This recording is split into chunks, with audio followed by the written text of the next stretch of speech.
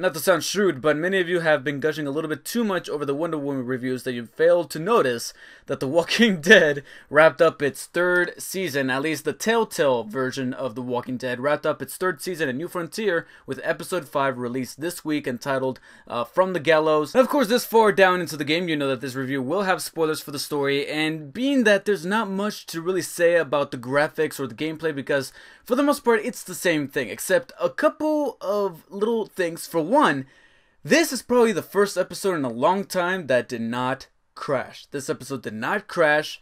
Holy shit. I noticed only after the credits started rolling and I was like, wow, this episode did not crash. Nor were there any glitches of any kind. Kudos, Telltale. You actually decided to make your finale a polished one, and I have to give you credit for that. That may or may not be the same case for everyone, but at least for me personally, there were no crashes, no bugs of any kind that really hindered the experience. Now, with the gameplay, aside from some of the choices that you make that entail with the characters, I thought that it was mainly the same, except one little mechanic that they kind of pushed a little further here in this episode that I might have seen, I think, 1 or 2 episodes back, was some of the gunplay. As opposed to how it would normally be back in like season 1 or 2 of The Walking Dead, when you would control either Clementine or Lee, there would normally be like a little reticle that you would move around and press the trigger button, and it wasn't necessarily the snappiest or the most satisfying feeling when it comes to a shooting mechanic that you've probably used in a video game. Here they kind of changed things up by having certain buttons kind of map out across the screen, mainly around walkers, and you just press the button repeatedly to be able to shoot them all down. And I gotta be honest, this is a little worse. I'd rather have them bring back the reticle to be able to line it up, especially when they're able to utilize it in a very tense and thrilling way, where you only got a limited amount of time to line up the reticle to like a zombie's head or whatever, and then finally shoot them. Otherwise, you get killed. I'd rather have them bring that back rather than these little like buttons appearing over the head, because it's just not as satisfying and not as time sensitive as it would be in real life. Now, on to what Telltale's known for The Walking Dead series. The choices and the story, and how that all kind of weaves into the choices and decisions that you've been making to, like they say, tailor the story. And there's a lot riding on this episode, because it's the finale. This is the last thing that you're going to see before there's ever a season 4, should there be one, which this finale kind of hints at, especially with the return of a playable character. But before I get to that, how does it really handle the material of Richmond being in peril and being really brought down in a very heavy way? Because I thought that the setting for this finale was actually very, very good. Because the whole notion of the streets being overrun with walkers and our heroes have to resort to being on the rooftops and kind of being kept up there like a cat up at a tree, that was actually rather intense for me. And them kind of contemplating the scenarios and noticing how big Richmond really is, especially when they're standing on the rooftop, and then we get to a really cool, tense set piece with a helicopter where they're spinning around. I thought that was actually really cool and a really fun, well, not, I wouldn't say fun, but a really tense way to kind of demonstrate what's at stake here.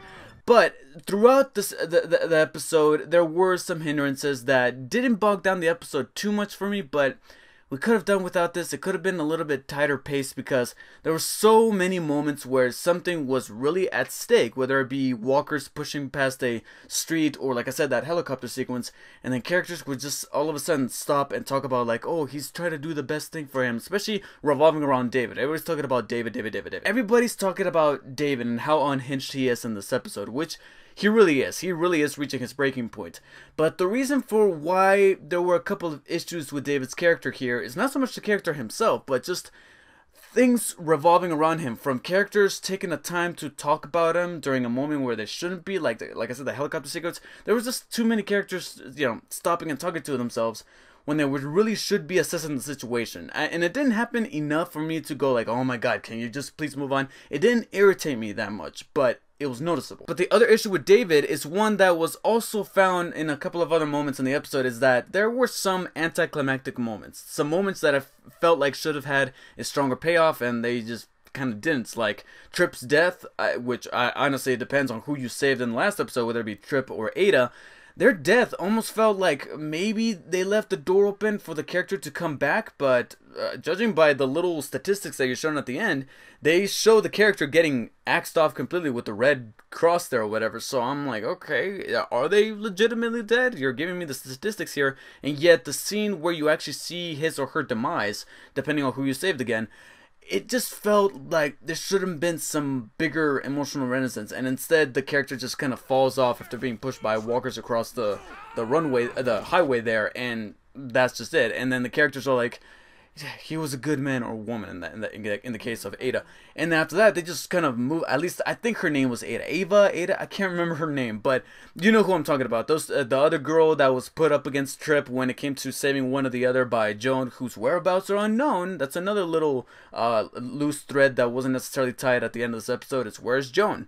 I don't know. That's left for open interpretation, but Trip's death, I think, could have been handled, at least for my playthrough, Trip's death could have been handled a little bit better, a little bit heavier, because, if I'm not mistaken, like, moments later, the characters are making jokes about covering themselves up with guts, which was a nice little callback to Season 1 with Lee and Clementine. I thought that was cool. And also the show, of course, and the comics, which is a running thing that most characters kind of figure out at time after time, is that eventually there's going to be that one character who figures out the little trick to get past the walkers, which is to cover yourself up, and we see that returned here, which was a nice little callback. But what I also found kind of anticlimactic with David's resolution is that there's a decision that you make that is actually one of the heavier ones, which is to either go with Clementine to save David and Gabe, or to secure Richmond with Kate. And I chose to go with Kate because at that point, David and Gabe, I'm sorry guys, but you guys were the toughest characters to really side with throughout the entire season, so I had to choose saving Richmond with Kate. Plus Kate, you know,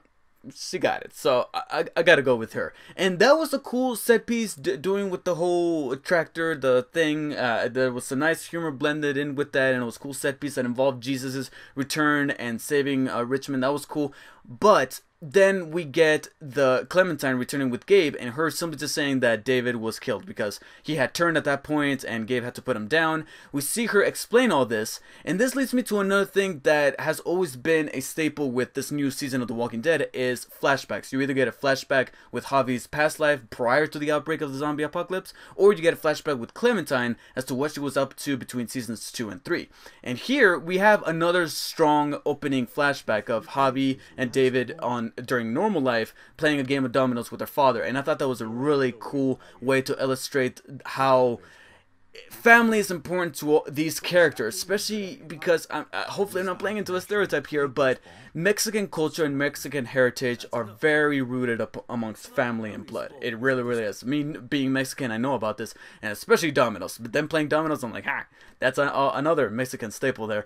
But what I liked is that they have a strong emphasis on family, and you see that really fleshed out very well with the dialogue and the chemistry between these three characters while they're playing dominoes. That almost makes me wish that we would have spent more time in these flashbacks with the father rather than David or even Kate. I really would have liked to see the father a little bit more because he seemed like a cool character, and I liked that the flashback was able to devote that time to him. As for the Clementine flashback, that's the deal. There isn't any. There isn't any, and that's a tragedy because I feel like this could have been the best moment to showcase one during my decision to save Richmond with Kate, because they could have kind of included a flashback of Clementine dealing with David and Gabe in that whole scenario of the walkers breaking out and the car crashing. That could have been a good moment, but instead she just tells about it. She's like, oh yeah, that happened. I'm like, okay, I'm supposed to connect the dots here in my head myself, and instead we just have Javi and Kate going over to find his body, burying the things, and that's over and done with. And this is a character that has been a mainstay for the entire season, whether you loved him or hated him, or at least tolerated him. He had some significance to the story, and the way he goes out is almost just as much as Trips. It's rather anticlimactic. And at this point, I knew that we still had like a good 20 minutes left or so, because you got the little trophies, and each chapter has 6 trophies, and at this point I was only on trophy number 4, I believe. So I was like, okay, there's still going to be some more to play through. There's probably going to be something more to lead into that climax that I was really looking for, and yet it doesn't happen. It literally kind of ends right there and then. Well, it doesn't end right there and then, but nothing much more progresses past that. We have Javi reunited with Kate. They're back in Richmond. Richmond is safe. Jesus decides to stay as somebody who's going to be able to maintain order and peace, and Javi promises to do that. At least my Javi did. And Clementine commits to finding AJ after learning his whereabouts from the doctor, and they part ways amicably, and she literally walks off into the sunset, and that's it for season 3. I was like, really? Okay. Or so I think, because there might just be some subtle Easter eggs planted here in the finale that they never fully fleshed out, and I kind of wish that they did.